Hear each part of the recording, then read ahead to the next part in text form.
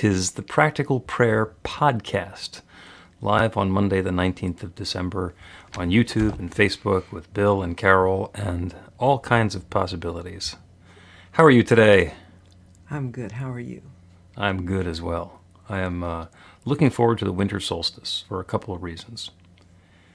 What are the couple of reasons? And The then I'll tell you first- why I'm looking forward to it. The first reason is because I am getting a little bit impatient, waiting for the sun to come up first thing in the morning. And after the solstice, it starts getting earlier again, which is nice. And it's a hint that eventually it's going to start getting warmer again, although that'll take a little while longer. So I like the solstice for the reasons of the solstice, and I also am looking forward to the solstice because my community, New Thought Philadelphia, is doing a winter solstice celebration, and it is the first one that we have done not entirely virtual in 2 years, and it's the first one we've ever done hybrid. So it's going to be on Zoom and YouTube Live, and it's also going to be in person at the club in East Falls in Philadelphia. Well, And you have a lot to be excited about. Looking forward to it. yeah. So that's my exciting thing. Yeah. And also this year, the solstice and sunset in Philadelphia happen in the same half hour. So we're shuffling our afternoon meditation so that it's going to be during that half hour. See, busy. Busy.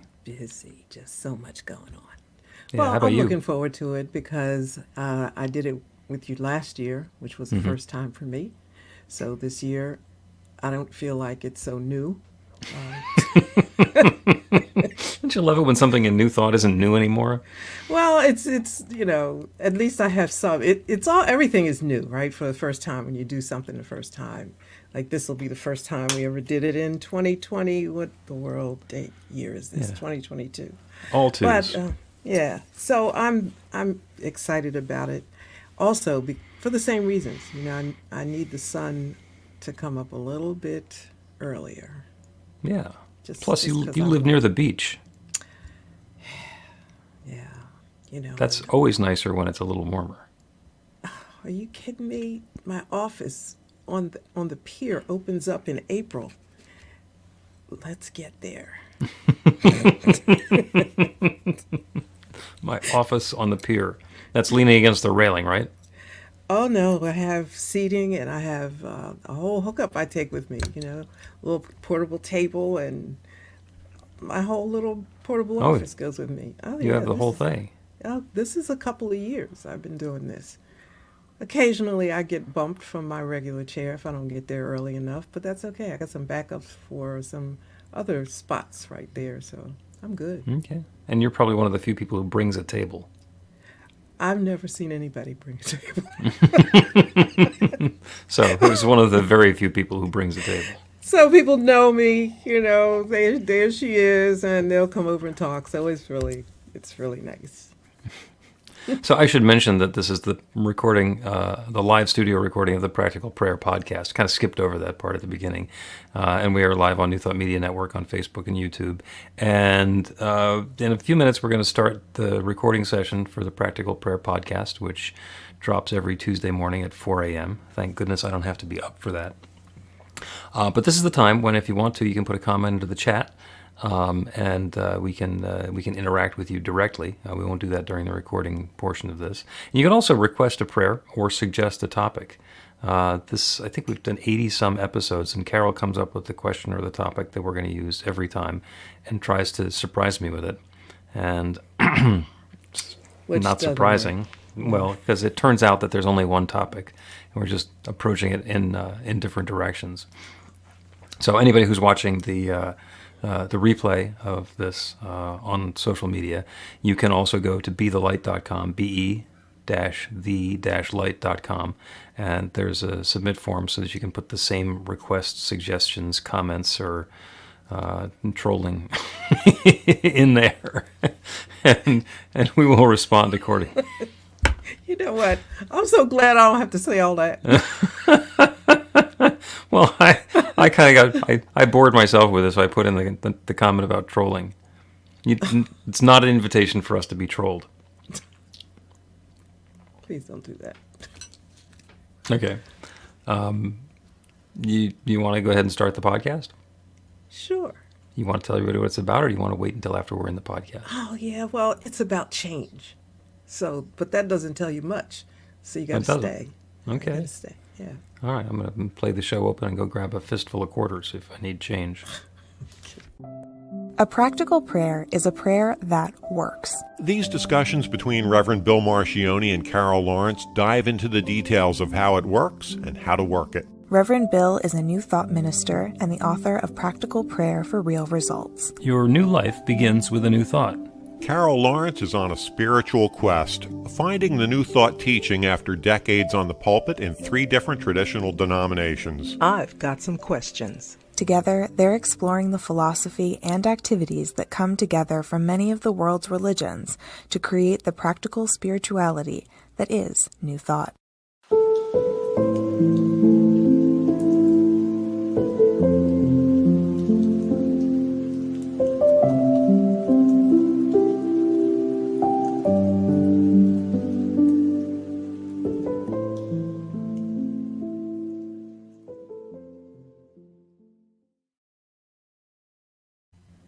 Welcome to the Practical Prayer Podcast. I'm Carol Lawrence here with Reverend Dr. Bill Marchiony. And we are looking forward to a conversation today about, as David Bowie said, change. Yeah, now you're going to make me go listen to him to see what he was talking about with it. Okay. Right? You wanted to talk about change, and there I am Yes. going and undermining you even before we get started in the conversation.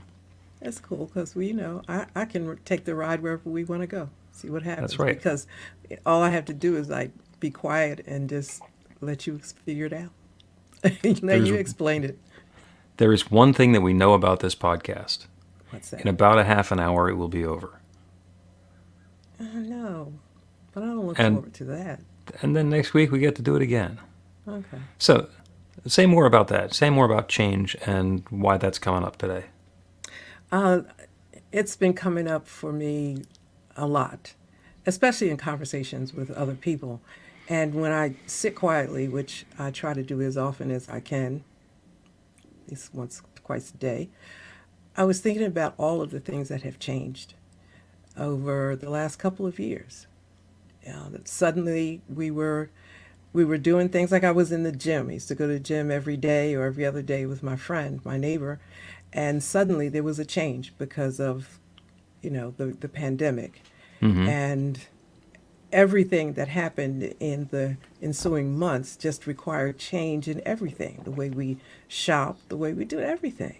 Yeah. And then by the time we got adjusted to that, we were not quite back, but how do you manage life half pandemic, half not? Do you know what I mean? Mm-hmm. Like half mask, half not mask. Well, actually, we know that doesn't actually work. What, half mask, half not? Half masked, half not masked. If you're gonna do the half unmasked, then there's either wishful thinking or some denial in there. But anyway, Yeah, but then the news is saying at that time, you don't have to do it or you do have to do it. So Right. you got to figure out how do you live your life with that kind of unsettling change. But time is moving on. It Right. didn't matter. I mean, if you can't figure out what to do in the midst of change, sometimes you just stand still and wait to see where you are, in a little bit. But then everything just is so rapidly changing. We're coming up on another election, which I don't want to talk about that. Neither do you. or But certainly nobody wants to hear it. no, but we do know there's change in that. Here comes Christmas, and it's a different, as you mentioned backstage, it's a different Christmas because it's not the same Christmas as last year. How's this going to be? And we're in the midst of that time where people have lost their loved ones. First Christmas without them. I know people. I'm one of Yeah, them. I know you're a one of lot them, yeah. people that way. So it's going to be different. And and also, people don't like change. So I don't know if we're going to get to all this stuff, but people don't like change. But it's going to happen whether you like it or not. So it's our attitude about it that really makes the difference.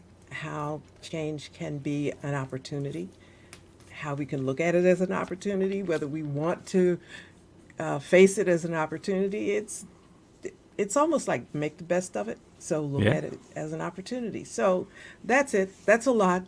Okay, But yeah, that's a lot. We could spend the entire podcast listing all the things why change is a cause for concern. And a lot of times when we're faced with the possibility of change, there's resistance. We don't want to change. We're very happy with the way things have been, so why can't we just have it be the way that it's been? And it gets into all of the blame and deservability, like why didn't God want me to have this and it took it away, and all the rest of that stuff. And a lot of that is keyed in on change. And my contention is that change is good. Change is always necessary. And there are times when change does not seem like it is particularly serving us, but in fact, in some ways it is. And I had mentioned to you that I have a very quick experiential exercise we can do about change. And we can all do that together right now. Take a deep breath in. Let it go. Take another deep breath in and hold it. You've done enough breathing. Nothing further is required. There's no change. And see when your body decides, I want to change out this breath for a different one. Because it's going to happen. And as good as that breath was, please, everybody, continue breathing at whatever pace is comfortable for you. I don't want to be the guy who's making people pass out. This is not the Pass Out podcast. As good as everything is that's been going, it's always a cycle of change. We breathe in, we breathe out. It seems like this breath is the same as the last breath, and the next breath is going to be the same as this one, but each one is a separate moment. Mm-hmm. Each one is serving its own purpose.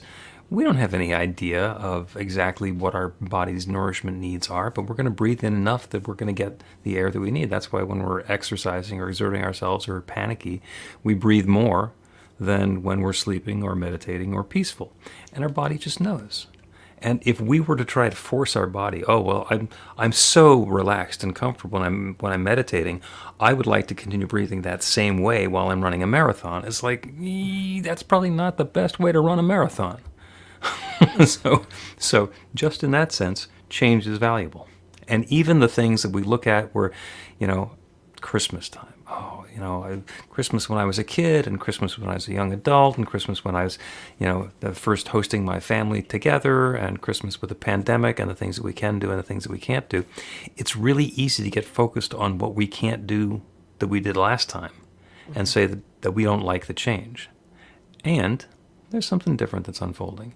And when we let go of our attachment to having things be the way that we think they ought to be, then we can be much more peaceful with the change, and the change can be much more uplifting for us.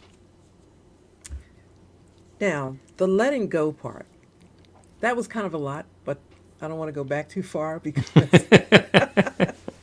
because the last thing you said was really so strong when you talked about letting go so that you can experience the change and all that. Letting go is the really hard part because what we're letting go of is something that is familiar, that has become familiar. Not always that we like. We don't always hold on to things that we like, but certainly we hold on to things that we like. And change means letting go, and it doesn't always differentiate the like from the not like stuff. And going into a new something in our lives, a new time in our lives. Some of the things we liked can't go. And some of the things we don't like that have become comfortable don't need to go. So, that's when change becomes deliberate and intentional in terms of our attitude about it. It's going to happen anyway, but Right. our attitude that best serves us in the midst of and on the other side of change. I think it takes a bit of intention.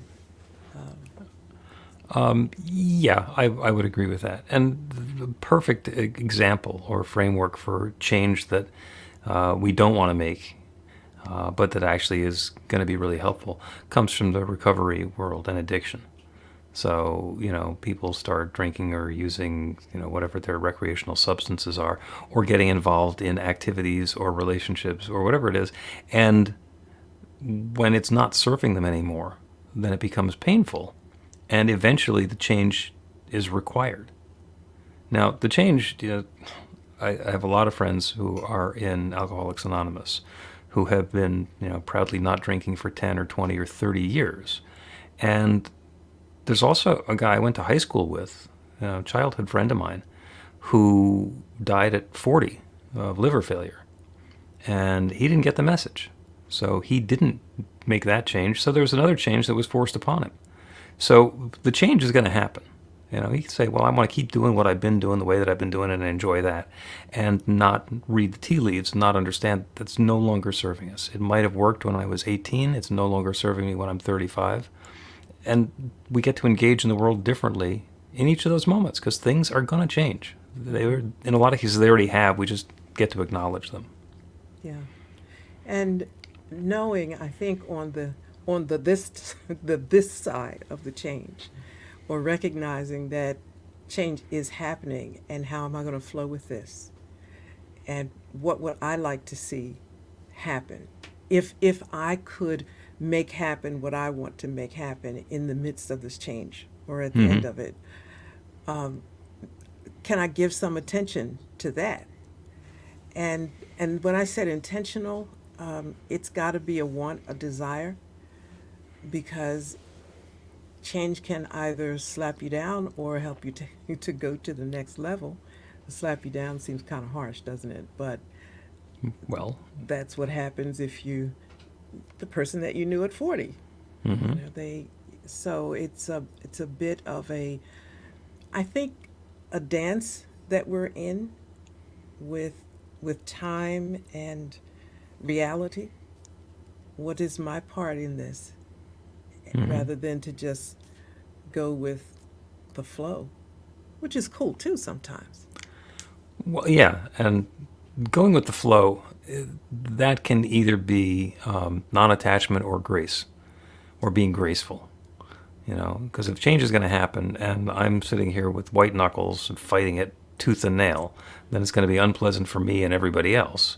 And if I can not like the change but be comfortable with it somehow, so that I can be graceful about going through the process, and then be ready to come looking at that in the rearview mirror and say, well, what was good about this?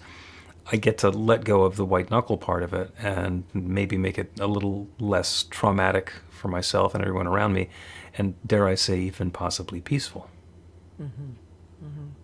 I have little trigger words for me. What are they? Well, it's so exactly what's going on here. And that forces me to think, because for me, if you have a question, every question demands an answer of some kind. Even if you don't answer it, that's an answer.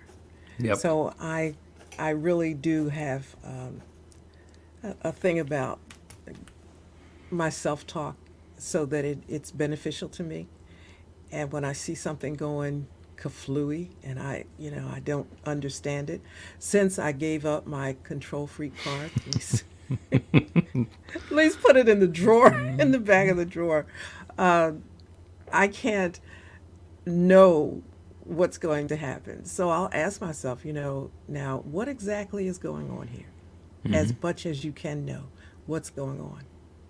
And just that moment, sometimes it's quick, but it gives me an opportunity to think, and you'd be surprised what you can think about it in just a few moments.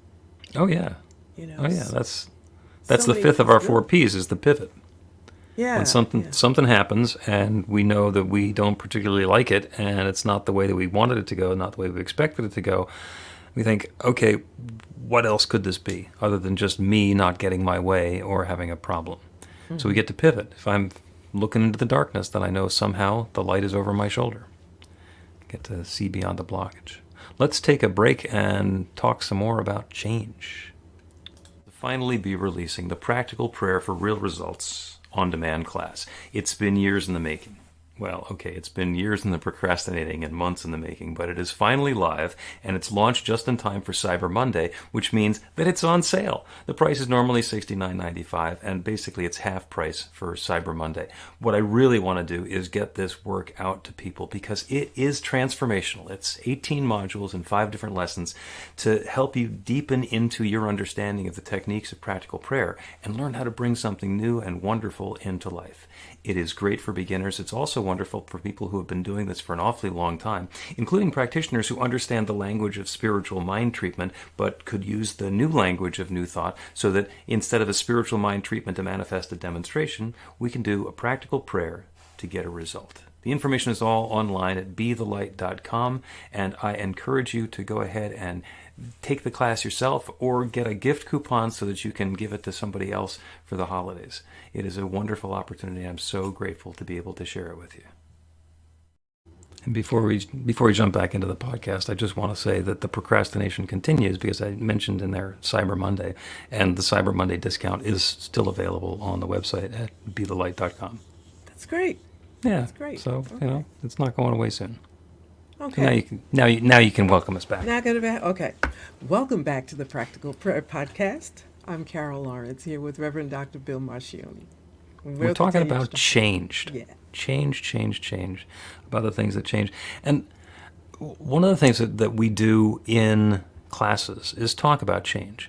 Because if nothing changes, nothing changes. And I like to look at the process and the cycle of change in 3 steps. The first one is to innovate. Let's think of something new to do, something new to try. And I've been inventing stuff and concocting things and wiring different things together that don't necessarily belong together for a long time in various different careers and industries. So innovate is take something that either is different than we've been doing or completely new possibilities and then give it a try. Put the pieces together, see what happens. And the second step is to evaluate. So the first step, we're going to innovate. The second step, we're going to evaluate. We're going to take a look at it and say, well, this is what I was trying to do. This is what I thought was going to happen. I'm evaluating. I'm seeing this is what actually happened. Perhaps what happened is better than what I thought was going to be. Perhaps it's going to indicate that, no, this bolt needs to be put over here instead of over there.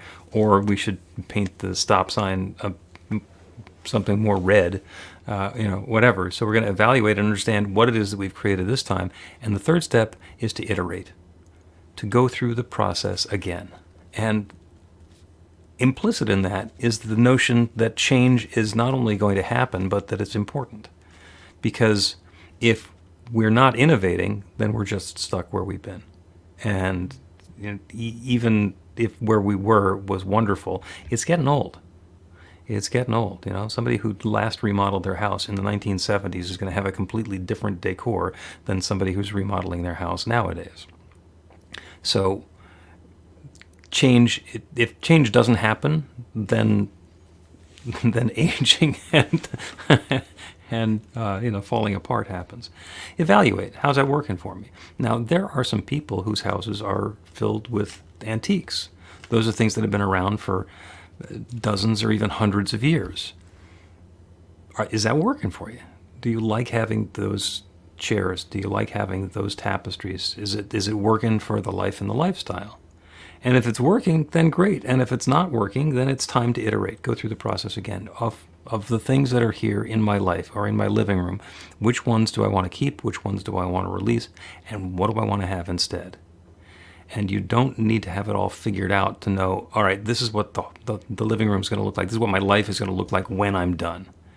We can go through the process again. I bring in all new furniture and say, wow, I thought this was going to be much more comfortable than it is. Let me get rid of this stuff and bring in another batch. And and we've done that. We've done that. While you were speaking, I was thinking about how many times I've gone through that, and in different ways, including the antique furniture, and especially my clothes closet, and other things. Like I'm a mixer. My kids and my husband always tease me about I make potions, and I never buy a product cleaning or cosmetic or whatever unless I do something to it. It just needs something else that I know will make it better. But that to me is not being afraid of change. It's going to happen, but like let's not make a big deal out of it. It's a big deal. It is a big deal. But let's get with it and see how it can be fun and what I can throw in the mix to see what it's going to, what's going to happen there. And it's really a mindset. And I would really want to reiterate the idea. You've one-upped me. Never. But recognizing that fear is right there. Like that's the thing that makes us not want to change. I'm not going to be comfortable with this new look. And just real quickly, my house, I always had a huge, big house with really tall ceilings and lots of art, and it looked like a museum, and I loved it. Loved it. Nurtured it like that and made it look even more because every time I went to a museum, I came home with an idea and I did it. But then at some point, it started to feel heavy and not really what I wanted anymore. It's still beautiful and everybody loved coming just to see it. But I'm like, you know what? I think I want to do something different here. And I did something so totally, completely different. But I remember thinking, well, I can't be afraid of this. Just go with it. Like, what's the worst that's going to happen? You'll sit there longing for the antique museum quality living room that you used to have. The same thing happens. I'm going to try and mix up some flavors and spices and give it a try and see if pumpkin spice bathroom cleaner is a thing. And if it's not, okay, I'm going to do something different. Listen, and I've done things like that, right? I said, okay, like this was not the best idea. I'm not throwing it out, so I'm going to use it where I'm not going to have to smell it all the time. There you go. I just think I just decided that I'm going to try to figure out how this is going to be fun as often as I can.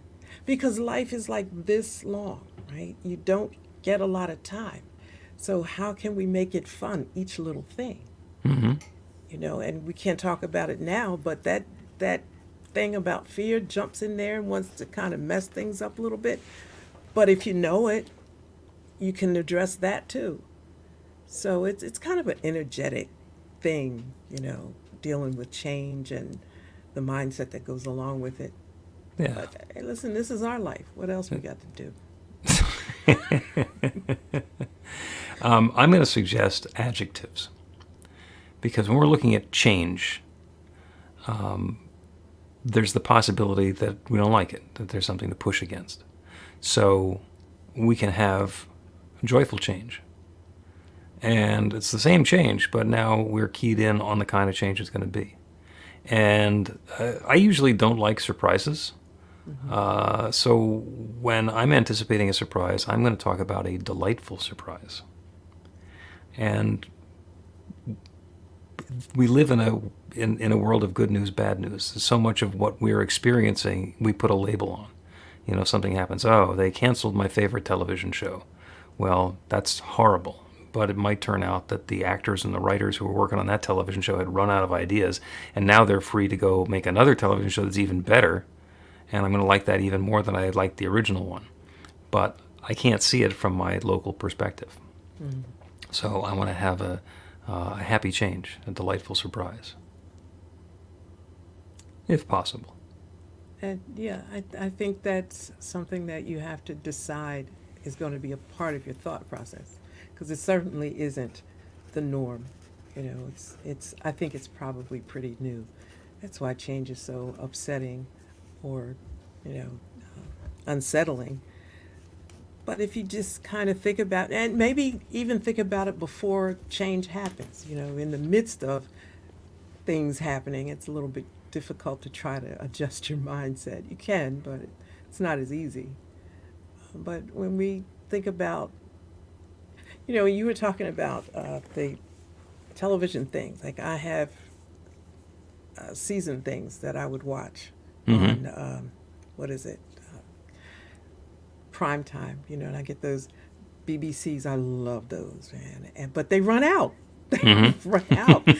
And I'm like hung up on the characters. They're just comfortable, and it takes me a minute to say, wait, they're not coming on anymore. I gotta. I So have to do something different. There's another change in the air. yeah, so I gotta find. I even tried to find one like the last one, and I wasn't able to do it in the time that made me feel comfortable. But that's just it happens, Yeah. and it's almost like we get comfortable in the now, but be comfortable in the now and know that the now doesn't stay the way it is. Yeah. And looking back on the TV series that you were enjoying as much as you did, if you were thinking this is not going to last that long, would it have given you the opportunity to be more appreciative and joyous and grateful while you were going through it instead of just binge watching? I probably wouldn't liked it as much because I wouldn't have been with it, as present with it. If you know it's going to end. Okay. Right. I mean, I knew it was going to end, but I'd never thought about it as ending. Right. You just get in the middle of it and go, oh, this is cool. Just go, Yeah. I even anticipate, the characters are so real, right? I'm anticipating what they're going to do. They're not going to do anything except what the writer said. Yeah, we're not going to talk about fan fiction, but we will talk about creating our own life. Let's take a break, and when we return, we will do a prayer, and the prayer will be on joyous change and delightful surprises. Learn to put practical prayer to work in your life. The steps are simple to learn and let you begin to get real results to create the life of your dreams immediately. Reverend Bill Marchiony's widely acclaimed book, Practical Prayer for Real Results, gives you a clear summary of the New Thought principles behind practical prayer and the series of easy-to-understand steps found in the most effective prayers from religions and spiritual practices all over the world and throughout history. Practical prayer is not a replacement for your religion or practice. It's a technique to make the work you do in consciousness even more effective. The book includes 40 prayers on various topics that you can adapt as needed and use as your own. Practical Prayer for Real Results is available in paperback, Kindle, and audiobook on Amazon or at b-the-light.com. That's b-the-light.com. Welcome back to the Practical Prayer Podcast. I'm Carol, here with Reverend Dr. Bill Marchiony. We're talking today about change and the tendency that we have when change is either happening or imminent. We say, I don't want to change.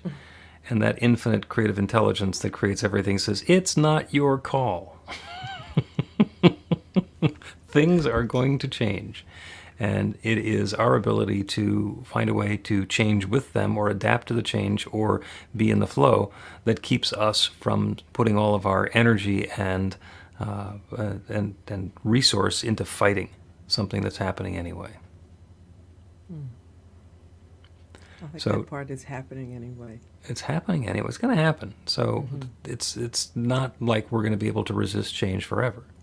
So the prayer today is about the changes that are already happening in our lives to be joyous changes, for the surprises that are coming our way to be delightful surprises, because it's possible. It's possible. It is not necessary that everything that changes is a loss.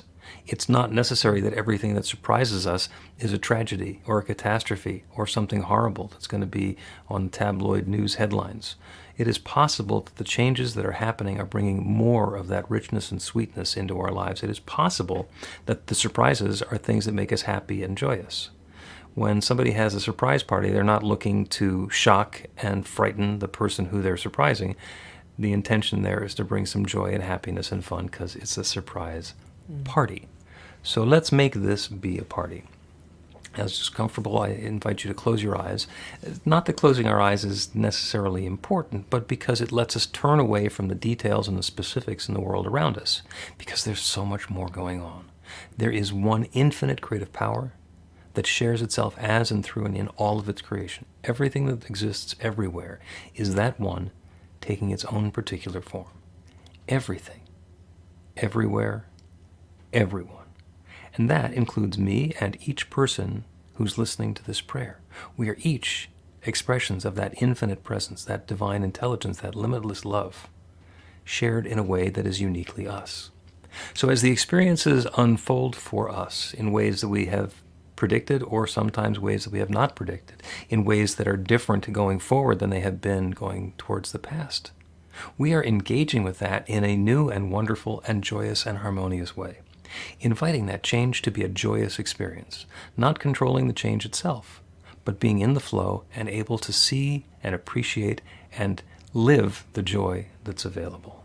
When the surprises come along, they're delightful surprises, something that we weren't expecting that somehow is now making our lives even better than it had been, and perhaps better than we could have thought possible, better than we expected.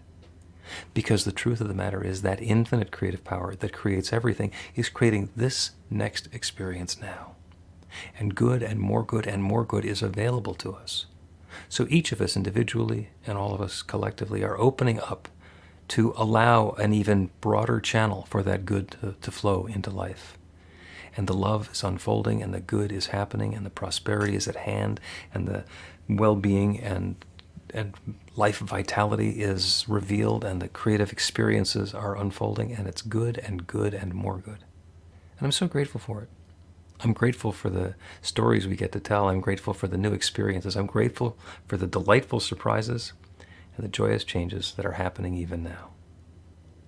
And so, with gratitude for this good, I speak this word and I release it into that creative law that always says yes. And I know without any question, hesitation, or doubt that it is once again saying yes. And so I let it be. And so it is. The Practical Prayer Podcast with Reverend Bill Marchiony and Carol Lawrence is a production of BeTheLight.com. be-the-light.com. Where you can find more information about practical prayer for real results. Our theme is by Music of Wisdom. You can learn about the spiritual community of New Thought Philadelphia with daily guided meditations, Weekly celebrations of spirit, and Reverend Bill's classes in practical spirituality at newthoughtphilly.org.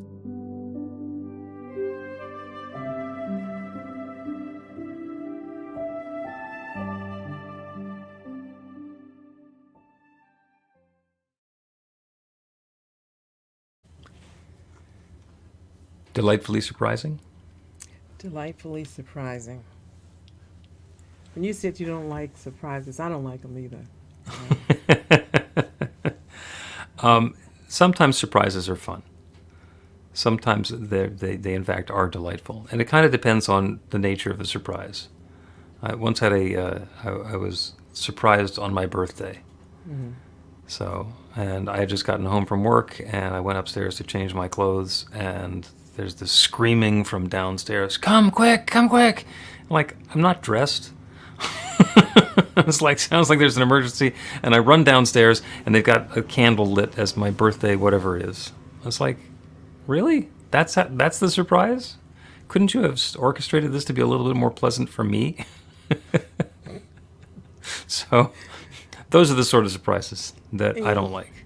Yeah, I've had one or two similar like that. I just prefer not to be surprised. I mean, my son will make dinners sometime and surprise me. That's cool. That's cool. But I'll leave it at that. I don't like surprises where I have to be somewhere and I'm not sure.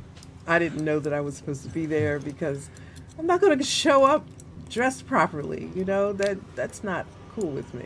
Right.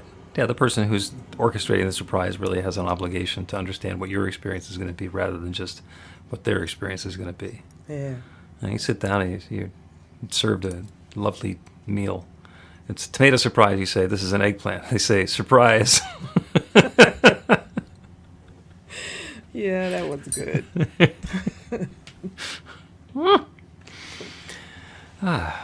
So that's another episode of the Practical Prayer Podcast. Thank you all so much for tuning in. It has been wonderful. Have a great Christmas. By the time we're here next, we will be on, I guess it's the Christmas Day celebration. So we're celebrating Christmas now on the 26th because Christmas is on a Sunday. Is that right?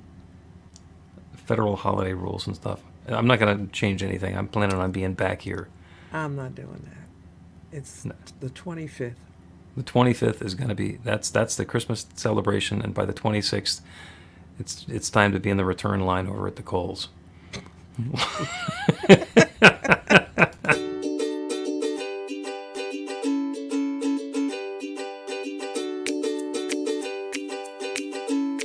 Thank you, Center for Spiritual Living Denver, for your continued support. Thank you, Center for Spiritual Living Midtown Atlanta, for your monthly contribution. Thank you, Center for Spiritual Living North Jersey, for your monthly contribution. And please help us welcome Om Center for Spiritual Living in La Mesa, California. Thank you for your monthly donation. Thank you, Center for Spiritual Living Seattle, for your most generous donation.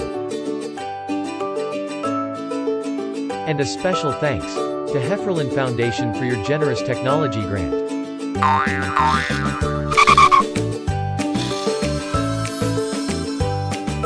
And Suze Ajit, thank you for your very generous donation. And a super special thank you to Dr. Tracy Brown, RSCP. Thanks for being a super donor. And a big shout out to all our committed donors.